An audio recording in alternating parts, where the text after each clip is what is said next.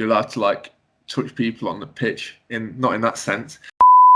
Hello and welcome to episode 19 of the First4LCFC Podcast. It's just two of us tonight, me and Edward. I'll call him by his proper name in Jamie's absence and Austin's absence, obviously. But how are you, Ed? You okay? I'm good. All the best people are here, so should be interesting chats about the football. Well, yeah, I think that's at this point that Jamie and Austin have switched off. I think Jamie actually did admit to actually turning off the podcast after about 2 minutes last time because you did abuse him. And it's more than he usually listens and contributes to, so who can... thanks for listening for those 2 minutes. Well, it's less than that tonight, so thank you for listening for 10 seconds. But nonetheless, it's been a positive little period of football. I don't actually remember last time we recorded a podcast. I think, was it before the defeat to Slavia, or did we do one afterwards? No, we did one after because there was eggs on faces, but I was standing by my my points. I remember that. Oh, okay. Well, since then, I think we haven't done one after Burnley. So yeah, a draw away at Burnley. Obviously, a relatively good victory away at Brighton, and then an emphatic victory at home to Sheff Utd. We'll focus on Sheffield United. I don't think either of us can remember anything before that as such. I mean, I'm struggling to remember Sunday because in an almost arrogant way, it was too easy. And I think by the end of it, we were literally cutting them open with passes that they weren't dead inside. We were playing a good, crisp game of football, but I think it just seemed like they were giving up. Had that come any earlier, I think, we could have had, 6, 7, 8, 9 potentially. But Ed, I know you know people, namely your girlfriend's family, who are Sheff United fans. Unfortunately, there have been rumours, obviously unconfirmed, that some of the players felt sad that Chris Wilder left and they didn't fancy it on the day. I mean, as a professional footballer, is that worthy excuse? These men who are getting paid, thousands of pounds a week, is that can you let them get away with that, knowing they're probably going down? Well, definitely going down as well. If I was them, the only thing I'd be sad about is the fact they're shit. Obviously they're great footballers compared to me, but yeah, we smashed them and we played great, but obviously part of that is also the fact they were very bad, but you can only beat what's in front of you, and I think we've shown before, we've played teams that have been weak and out of form and come away with a defeat or even losing. So 5 goals, big man Kelechi with a hat-trick, absolute dominant performance, really, wasn't it? It was often one-way traffic, and very rarely did you think, we're at risk of not getting all 3 points here. So very good performance for me. Couldn't really ask much more, and I'm interested to see. I said a few weeks ago actually that given the 4 issues with strength in depth and injuries to key players, that we were going to have to change the system.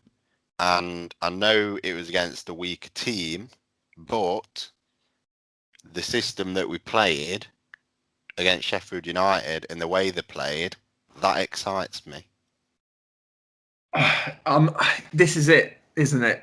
Everything you've said on paper is great. Ian Asher, Patrick, the way we played, fantastic. But is it, like, don't get me wrong, our passing was crisp, like I said, and it was really incisive, and we were moving the ball fast, getting through the lines really quickly, which is, you cannot criticise that at all. We've wanted that. Any football fan probably wants that from their team. But how much of that was also down to, Sheff United giving us an extra metre, or, just generally not closing us down as quick? Because obviously at elite level, that is going to make us look fantastic. But in my opinion, they were playing like a League One side. A lot of them players, it's not criticism, ultimately are League One. They've come as League One players and come through the divisions, which is fantastic, a great story. But for me, it has to be put down as a mix of both. I mean, shit teams. We lost to Newport. true, but I think, I mean, in the cup, obviously, it's everyone's cup final for lower teams, arguably. But something that's interesting, and I'm going to ask you, is this a negative? Is Jamie Vardy in front of goal? He had a couple of real gilt-edged chances, I think it's fair to say. And he's sort of struggling to find the back of the net at the moment, but not in his absence, but we've obviously found 5 goals through 2 other Leicester City players and an own goal. So is this something to be worried about, or is it actually a positive that we're starting to play with 2 strikers, and as long as one of them's delivering on the day, then that's fine. And James Vardy is still getting involved. Ultimately, is an important, like another criticism in the past, maybe that James Vardy's gone missing, but he was certainly more involved this week, wasn't he? Well, yeah, like I'm just thinking of the first goal. Vardy was like everything. Obviously, a through ball was put in, but everything about that goal was Vardy making the run, putting it like.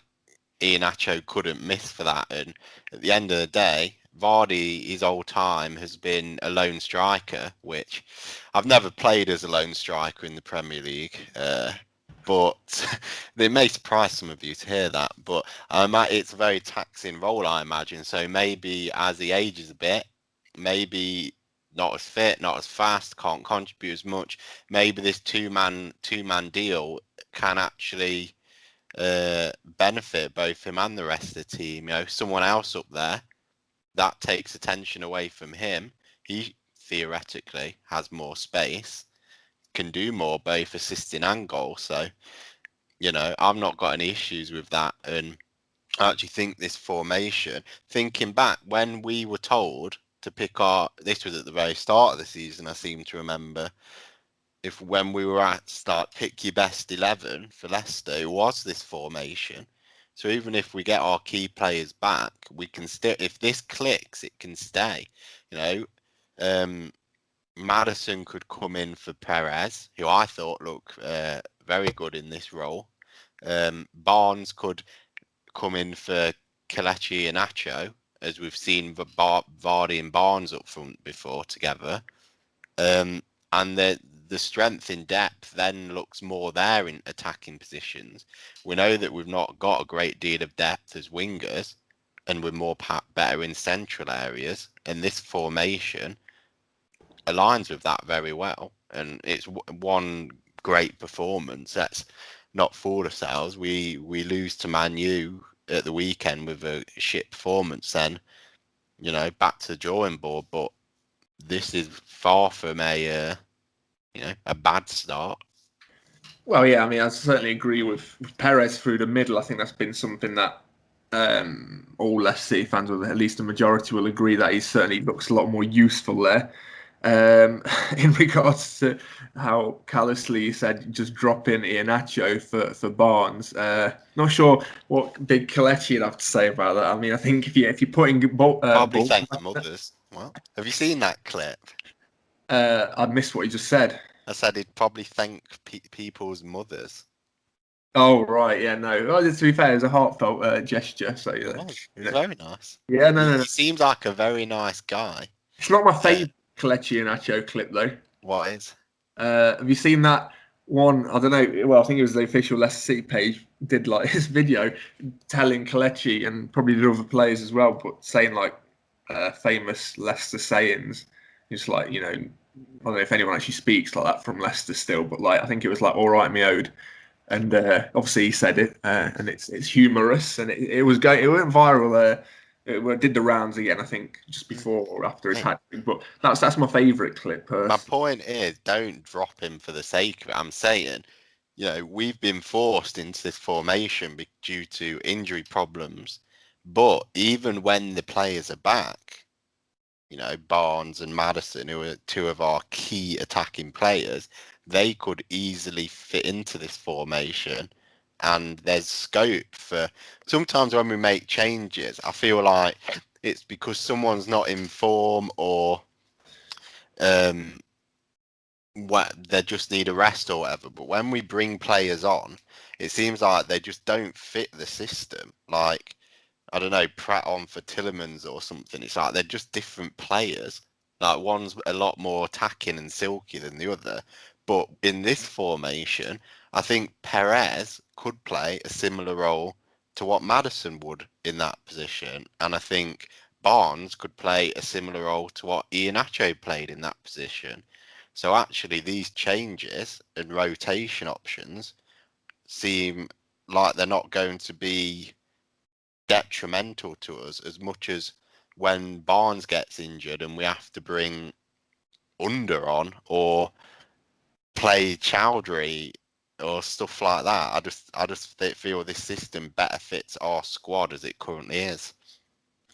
Yeah, I mean, I'm so sorry. I was looking at the bench. I mean, we are sort of having to start bringing, youth team players through. I mean, obviously being 5-0 up, it's all well and good to bring on Leshabella. Sorry if I'm not pronouncing you right. I'm sure we'll be saying a lot more of your name maybe in the future. But, we had him and also Daley Campbell on the bench. So, yeah. But, yeah, I take your point that once we have a fully fit squad, it's those attacking positions and also in the defensive areas that, you can there's a few combinations that are likely to work. But just to summarise the game, looking at the statistics, 72% possession, 19 attempts, 10 of them being on goal. Sheff United didn't register a single shot on target according to these stats, and I don't remember them doing so either. Maybe I thought I did, but maybe they didn't. But either way, it's highly dominant. But I think as far as freak results, well, not freak result. I mean, they are ultimately bottom of the Premier League, but to play a Premier League game that easily, I think they'll be shipping a few more goals like that. I mean, I know it's not Sheff United podcast, but I'm just looking at their rest of their fixtures this season, and well, yeah, Leeds, Arsenal. Well, to be fair, and Spurs and Everton, but otherwise it's pretty average running. But yeah, I mean, I wouldn't be surprised basically if they do concede 5 again by the end of the season. But, whatever happened with Chris Wilder there as well, it's a bit of a strange one, isn't it? Did he leave? Was he forced out? Was he sacked? Who knows? But nonetheless, we took advantage of it, and that's all that matters. But now, more pressing issues, and something that we're not that good at is actually predicting, or at least previewing, the next fixture, which is a 5:00 Sunday afternoon FA Cup quarter-final against Manchester United. So yeah, how are you feeling ahead of it? Because I know whilst we're still in Europa League, you said, this is not important, and we're not going to talk about hypotheticals. Like, how are you feeling about it now? We are not in the Europa League. We are in the FA Cup. Do we go full strength? Yeah, I would. Man U play AC Milan away like 3 days prior in a game in the obviously Europa League, and the first leg in that was 1-1. So they're not going to be resting players for that. That's must win for them.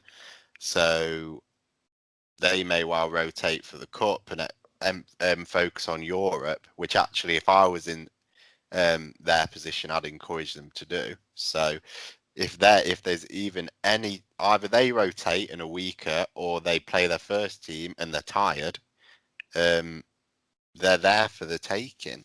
Like, we've just look at the league, we're pretty much level pegging with them over the course of 29 games, which, you can make inferences into the fact that probably means we're very much similar standard team to them overall at the minute. So, if they're weakened, why not? Why can't we go in with positive vibes and go for the kill?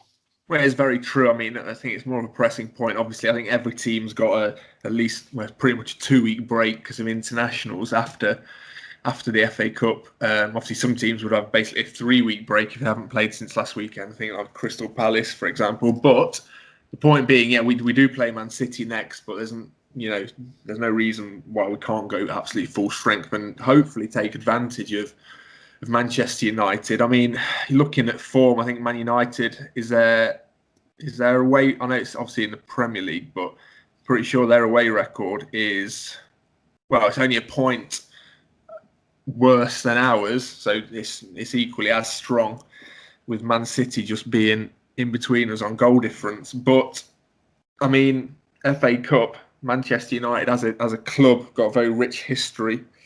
But I think this is the debate we've had before, like how much is there an aura of them being Manchester United? I know what my answer is, but does that get into the players' heads thinking, they've played AC Milan, but it's Manchester United coming, and they're a big team. They've won the FA Cup multiple times. We've never won it. Is that going to be a factor? I don't think so. I weird one. I thought Man U were better last year and ended up just pipping us in the top four. Whereas this year, I think they're shit, but they're doing like on all fronts better than they have done in years. So I'm not very good at calling this, but I just don't think they are, like, looking at their team sheet from the last game against West Ham. Like, why on earth would you be scared of Dan James and Mason Greenwood and Scott McTominay? And like, they're obviously solid players, and who knows, when they're more mature with more experience, they could end up being, big Premier League players who bring home the bacon every week. But they're just, obviously, the club. It's a mega club. It's one of the biggest and best in the world that have all the status, but their current team, it's a bit crap. Like, I don't see why anyone should be scared of them, if anything. And I obviously don't want my players to leave to bigger clubs. I'd argue our players should probably be up more for it. They want to prove that they're good enough to be in a team that can compete at the top, but maybe even vying for a move away to an even bigger established club, a team like Man City or, I don't know, Chelsea, like Chilwell did, or even a big one abroad. Like, if you can't prove it in the big games and you get scared by a name, then you're never going to get that move. So I think there should be, I think that's a tasty fixture. They should be up for this. So it is a tasty fixture, and I've got a little bit of trivia for you. So love me some trivia. I'm looking at the head-to-head record of this fixture at our stadium, and off the top of your head, because I'm pretty sure you've got similar tabs open. When would you hazard a guess the last time we beat Man United at home in any competition was? Probably when we beat them with it 5-3.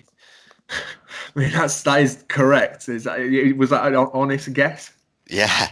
Because I wouldn't have thought that, you see. I know that's September 2014. I remember it so vividly. I think we watched it. We lived together, obviously, final year at uni. It was, well, I remember watching. I'm not sure if you were there, to be fair. But that's crazy, because we've played each other 1, 2, 3, 4, 5, 6, 7 times since then. Yeah, and we've drawn a few, but ultimately we've lost a few as well. So that is. Do you know that I'm getting deep in stats here? But before that, we had not played. Obviously, because we was in the Championship for a long time, but we hadn't played Man United since 2003. Before that, almost, yeah, the exact same date in September. So crazy. I mean, a bit that is crazy, there. I mean, I'm gonna have to click on this 2003 fixture now. Let's go for a little walk down memory lane.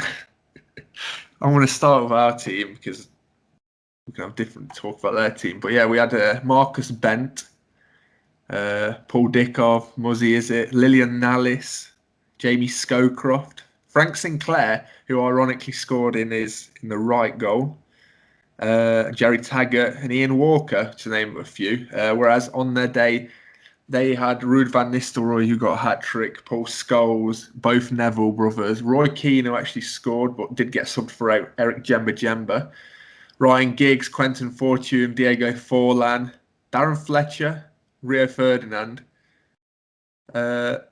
So yeah, I mean, it's just a bit of a walk down memory lane there. Really, it's pretty irrelevant to the conversation. But no, yeah, we've not beaten. Literally, it's once in we've beaten Man United once since 1995, and that's where the record's cut off on Flesh scores. So like a long, it's one. Could it be again that it's just one of those teams that we just don't. We're just not good at home because of you do have these fixtures where you're a bogey team if you like. I mean, Man United's more than a bogey team, but we are struggling at home against them. But I do agree. Their team on paper, it's not like the Man United of old. Like you say, you don't look there and go, wow, yeah, it's full of world-class players who are tearing it up week in, week out. It's a different sort of Man United. Yes, they are a huge club, but as we've discussed previously in heated debates, being a big club does not win you matches. And whilst and this will still be a fantastic result to look back on, hopefully beating Man United and being in the FA Cup semi-finals, which is something... I've not even got that stat to hand. So I don't think it's happened in like the last 30, 40 years, to be fair. I mean, I might have egg on my face if it has, but I'm pretty sure it hasn't. I think famously, from my memory, I think we got knocked out to like Wickham or something. I think it was Laurie Sanchez who scored in like maybe it was the late 90s or early noughties. I think I was in the quarterfinals, and that was a big upset. But other than that, I don't think it's quarterfinals in recent years as well. So who knows? If anyone's listening, well, hopefully there's someone listening, Richard Enriquez mainly. If you do have an answer for us, tweet us in, obviously. But no, my point being, it'd be fantastic to get to the semi-finals of the FA Cup. Yes, it's a shame the fans aren't going to be there. To be fair, I'm not sure how that's going to work actually, because if they're letting like 10,000 in for the end of the season, I think the FA Cup's typically like it's the last game of the season, isn't it, traditionally? So maybe there'll be an opportunity to have fans at maybe both the semis and the finals, but who knows? Not thinking that far ahead, but just as a club, it'd be great. So yeah, let's kick on with some predictions. I mean, assuming we're gonna play a full strength team, Manchester United, and not. How are you feeling? What's your initial gut instinct before obviously seeing any team news? I would say 2-1 to the Blue Foxes. Blue Foxes, good colour fox. And I think, yeah, that is because they will be weakened in some way, whether it's personnel or fitness, or they will just pie off Europe, which is an interesting decision, but I don't think they will. And I think we can be high on confidence. I think I feel like Kelechi fancies it. Maybe he can get another 2 goals. There's my Predo. What about you, Mosen? Kelechi would love I love his celebrations. He's a calm man, and it makes me smile. He's calm. It's hard to get a smile out of him. I mean, I think even my dad mentioned it the weekend. But I think he did end up grinning. I think maybe for his hat trick, rightfully so. Your dad or my dad was grinning. He was loving it. But Kelechi and Acho more topically on this one. But how am I feeling? Again, just looking at the history, this fixture's not shy of a goal. Probably averages about 3. Looking at the record, so do you know what? I'm going to think there's going to be 4 goals in this one, and I think I'm going to go a bit more optimistic. I think 3-1 Leicester City. I think hopefully we're riding the wave, and we start fast and then push on from there. It'd be great to see Kelechi obviously score against United, being a former City player. But no, I think, like I say, they're not a team to be feared. Talk to me about why you just called Manchester City City. I know that's a contentious point. I don't think it is. I forgot who I said it to like not long ago, but City is like Man City, isn't it? Like we're not City, then there is no other city. I'm pretty sure if you go on like Wikipedia, the well-trusted resource, like City is one of their nicknames. You might get pelters for that. I don't know how people respond. I think they've done a good marketing campaign of trying to get City synonymous with them. But often any team that you support whose surname is second part of their name is City is typically referred to as City by the locals. Well, maybe you've been living away from Leicester for too long, mate. and Well, I mean, I live down the road, so you've forgotten your roots. I've not lost touch. I think if we're more City, so they can have. They're City and we're Yeah. City.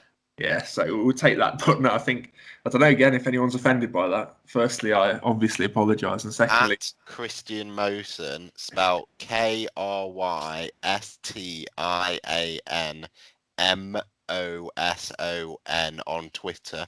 If you want to send in pouters, questionable gifts, anything just to say he's a bit of an idiot, that's where to send them to. maybe it is a valid point that have we been sort of not brainwashed, that's a strong word, but like by mainstream media in the sense that they're all the obviously Leicester City as good as not a top 4 team, so they might as well not exist. So if there is a City, it's going to be Man City. But no, I've always, who knows? I mean, like I say, let's not get down this rabbit hole now. Maybe I've seen something that isn't really there, and people will tell me it's not an issue. But genuinely, tweet the account and say, does it annoy you when people refer to Manchester City as City, or have you just accepted that they are the City and we're just Leicester? I think another argument for them deserving to be City is that there's 2 clubs in Manchester. So you call Manchester United like you do.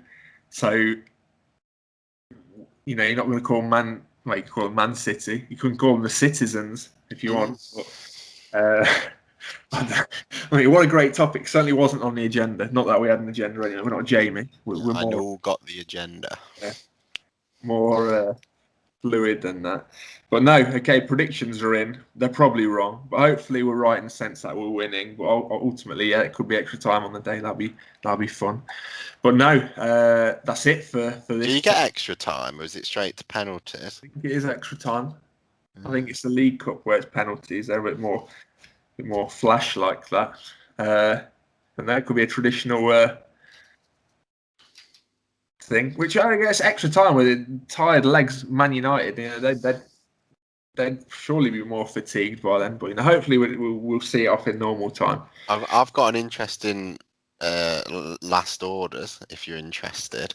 You were talking about FA Cup and attendance if we make the final. Yeah. There was an article that I read saying that to prevent fans from travelling all over the country, it might be that only London-based fans are allowed to attend. So imagine if we played like, I don't even know if there's any London teams left in it, but that actually there isn't. So that's a bit of a shit rule. Well, now I thought you were going to say something else, which would make a bit more sense. Is that they'd just move the venue to somewhere that's in between the 2 teams? Actually there's Chelsea, and that's it. Yeah, they are a London team, but I'm not sure how many Leicester-based London fans. I think we'd struggle to sell. Well, I say that probably, but surely there must be 5,000. Well, no, that seems like a lot of people to support Leicester in London. But who knows? I mean, it's another debate. It's a bit of a dodgy idea. No, I think the prestige of playing at Wembley, sure. Yeah, I mean that's important. An empty Wembley, or a very empty Wembley, with fans that are from London. Yeah, I mean it's a case in point. I mean, for me, I'd probably don't know. Actually, it's definitely going to be at Wembley. That's the next. Does it matter as much if it's an empty stadium? Because I will tell you now, and I'm not really, well, I have thought about this a little bit, but as I say it, I may change my mind, so heads up. This European campaign has not interested me even close to when we're in the Champions League, and I get that it's because Champions League European football was very new then, we were coming off a mega high, and Europa League just isn't as exciting. But if no one's there, it's just like, what? Just playing in another random country with no fans against a team I don't really follow or heard of. So am I interested as much? Like, is the FA Cup, like, part of the excitement of that is the fans, is it not? Well, yeah. I mean, imagine winning the FA Cup and there's like 2,000 people in the ground, and they're all from London, and like 1% of them are Leicester fans. There's like 3 old geezers with a Filbert Fox scarf waving it around his head, but other than that, it's an empty stadium. Is that a buzz? Is that the buzz you're looking for from a cup run? I think. Well, to be fair, on that note, well, I'll answer your question because I don't think we'll come back to this. But I think it is. I think Leicester City Football Club and the players. I'm speaking on the players' behalf naturally. They would appreciate winning the trophy, regardless of there being fans there. I think that's important for the. I don't think they'd turn it down. But are the fans? Would we feel as passionate? I think I'd still be excited on FA Cup final day. But would you wear a suit, or is that just a Football Manager? No, it's a bit warm then as well. I think cranking fans out. But no, interestingly, did you see the English Football League Cup, or whatever it's called, the Papa John's Trophy? Like this year, they had to have 2 successive years finals back to back last weekend. I did not see that. So obviously, last season's final was played on Saturday. So I think Salford won it, and they had the title for all of one day. And then I forgot, did Portsmouth didn't win it. Did Sunderland win it against Tranmere, I think, on Sunday? I couldn't tell you. I don't watch the Papa John as closely as perhaps I should. But no, obviously, famously, when we were in League One, it was the Johnson's Paint Trophy. There you go. We didn't even win that, did we? Didn't fancy it. We were a big club in League One then. Weren't Leeds down there as well? I can't remember. I don't know. Like that was too long ago.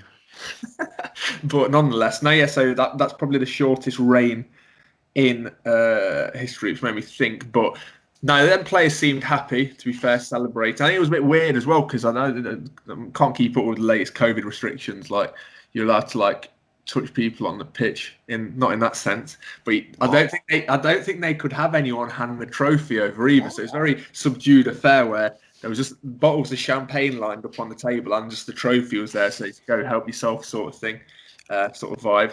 Would you be able to have champagne when the pubs are closed? Are you allowed to drink in a non-public space? Well, look, again, I don't have the answers. Do they even drink the champagne, or is it more so for covering each other? Maybe it was just fruit juice, like they do in some countries. For the Formula One, for example, for religious reasons. You don't know, dear, but I think it was champagne, and I'd like to think that Wembley probably has a license. But yeah, I mean, is there a loophole? Can we go and get drunk on the King Power premises? You don't know, do you? You don't know. Or maybe footballers just are allowed. Something tells me they're not sticking by the rules. No, okay. Well, I don't want to point fingers, but that's just an observation. No, namely these mystery haircuts that are happening. Maybe they're just very good at. That's the thing. And the funny thing is, like, one, it doesn't really annoy me if they are getting a haircut, but it's funny that, like, all you have to do is say, like, yeah, no, my girlfriend's a really good barber. She does it. It's mysterious that literally every player has a good haircut, but like you say, who knows? These footballers, crazy people, aren't they? But no, that does wrap it up. I mean, any other business does often go on a bit longer, but I think we've covered probably more topics in that than we did in the whole podcast. So, thank you for listening again. Anyone who's still listening,